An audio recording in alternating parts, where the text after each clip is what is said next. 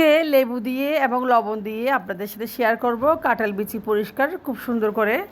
অনেকে কাঁঠাল বিচি খাওয়া নিয়ে অনেক টেনশন করেন, তবে কাঁঠাল বিচিতে প্রচুর পরিমাণে রয়েছে প্রোটিন, আয়রন। তো কাঁঠাল বিচি খেতে খুব ইচ্ছা করে, কেউ বা শুটকি, কেউ বা গরুর মাংস, কেউ বা মুরগির মাংস দিয়ে খুব বেশি পছন্দ করে। আসসালামু আলাইকুম, আমি চলে আসলাম আজকে আপনার সাথে শেয়ার করবো কীভাবে একদম সহজভাবে কাঁঠাল বিচি পরিষ্কার করতে হয়। তো যদি ভালো লাগে আমার ভিডিওটা আপনারা একটা লাইক করবেন আর আমার চ্যানেলটি সাবস্ক্রাইব করে একটু পাশে থাকবেন। সবার প্রতি একটু অনুরোধ রইল চ্যানেলটি সাবস্ক্রাইব করার জন্য। তো এখানে নিয়েছি আমি কাঁঠাল বিচি, আমি এখানে হাফ কেজি মতো কাঁঠাল বিচি নিয়েছি। কাঁঠাল বিচিগুলো উপরের অংশটুকু ফেলে দিয়েছি, দেখেন।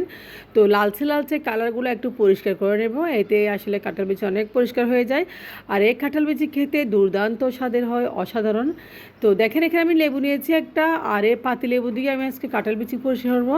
এখানে নিয়েছি দেখেন হালকা একটু কুসুম গরম পানি, একদম হালকা হালকা গরম গরম কুসুম গরম পানি। এই পর্যায়ে কাঁঠাল বিচিগুলো আমি দিয়ে দিচ্ছি, দেখেন হালকা কুসুম গরম পানিতে। এমনভাবে হালকা কুসুম গরম পানি হবে যেন হাত ডুবালে একদম মানে সহ্য করার মতো ক্ষমতা থাকে, ওই রকম কুসুম গরম পানিতে আপনারা কাঁঠাল বিচিগুলো এভাবে ঢেলে দিবেন। তো কাঁঠাল বিচিগুলো দেখেন আমি হালকা কুসুম গরম জলে একটু ভাপিয়ে নিয়েছি, দেখেন। তো এই পর্যায়ে এখানে আমি আরও কিছুটা পরিমাণ ব্যবহার করবো। এখানে দিয়েছি লবণ, দেখেন লবণটাও দিয়ে দিয়েছি।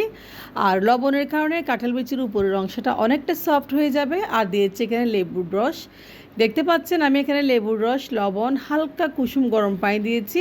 এভাবে কাঁঠাল বিচি পরিষ্কার করব আমি আজকে। অনেক দুর্দান্ত একদম পরিষ্কার হয়ে যায় কাঁঠাল বিচিটা, আসলে খুব সহজে পরিষ্কার হয়ে যায়।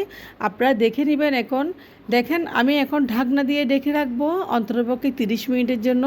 তো 30 মিনিট পর চলে আসলাম, দেখেন কাঁঠাল বিচির কালারটা একটু চেঞ্জ হয়ে গেছে, কারণ এখানে লেবুর রস আর লবণের কারণে কাঁঠাল বিচিটা একদম সফট হয়ে গেছে। দেখেন উপরের অংশটুকু হাত দিয়ে ঘষা দিলে উঠে যাচ্ছে, খুব সুন্দর করে উঠে যাচ্ছে হাত দিয়ে ঘষা দিলে একদম। তো এই পর্যায়ে দেখেন আপনারা আমি কাঁঠাল বিচিগুলো হাত দিয়ে ঘষে ঘষে একদম পরিষ্কার করে নিচ্ছি খুব সুন্দর করে। তো হাত দিয়ে ঘষলে উঠে যায়, এভাবে আপনারা ট্রাই করবেন অবশ্যই। তো আমি আপনাদেরকে দেখাচ্ছি, দেখেন একটা কাঁঠাল বিচি হাত দিয়ে ঘষে পরিষ্কার হয়েছে, দেখেন খুব সুন্দর। এখন আমি একটা বয়ম নিয়ে নিয়েছি, প্লাস্টিকের ঝাড় নিয়েছি। আপনারা চাইলে এখানে প্লাস্টিকের বোতলটা ব্যবহার করতে পারেন। আমি প্লাস্টিকের একটা ঝাড় নিয়েছি ছোটো, এই ঝাড় আমি সবগুলো কাঁঠাল বিচি এখন দিয়ে দিচ্ছি। আর কাঁঠাল বিচিগুলো আমি ঝাঁকিয়ে নেব 15-20 মিনিট মতো, দেখেন। তো 15-20 মিনিট মতো এভাবে ঝাঁকিয়ে নেবেন আপনারা, যাতে কাঁঠাল বিচির উপরের অংশটুকু একদম উঠে যায়। খুব সহজভাবে আপনাদেরকে দেখিয়েছি। আশা করি ভিডিওটা আপনাদের কাছে খুব বেশি ভালো লাগবে।